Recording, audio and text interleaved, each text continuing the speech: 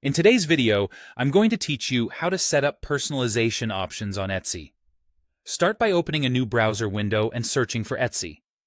Click the first result that takes you to the official Etsy website. Once you're there, log into your account so you have access to your shop tools.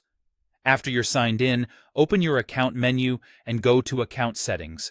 From there, navigate to your Shop Manager. This is your main dashboard for creating and managing listings. On the left-hand side, click Listings. This page shows everything you're selling now and is also where you'll add new products. To create a personalized item, click the plus Add a Listing button. Etsy will prompt you to categorize your product. Type a category into the text field, like mugs, necklaces, or prints, and select the closest match from the results. Then click Continue to move forward. When asked, choose Physical Item. This tells Etsy that you'll be shipping something tangible to your buyer. In the listing form, look for the About section. Scroll down until you find Personalization, then click plus Add Personalization. This is where you'll set the instructions buyers see at checkout. Write clear, concise guidance that tells them exactly what to provide.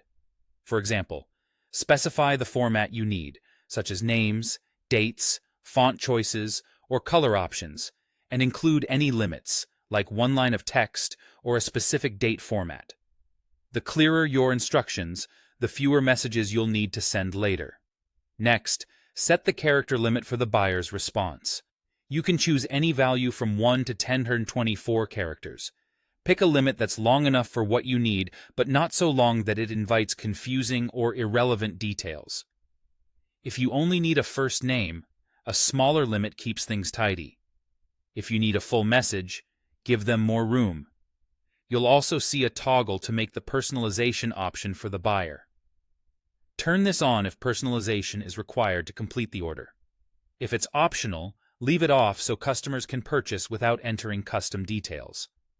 Once personalization is set, finish the rest of your listing. Add high-quality photos, a descriptive title, a clear description, pricing, variations if applicable, and your shipping details. Double-check everything for spelling and accuracy, especially any examples that show how personalization will appear. When you're satisfied, click Publish with Changes. Your listing will go live with the personalization box at checkout, ready to collect the exact information you need to fulfill custom orders smoothly.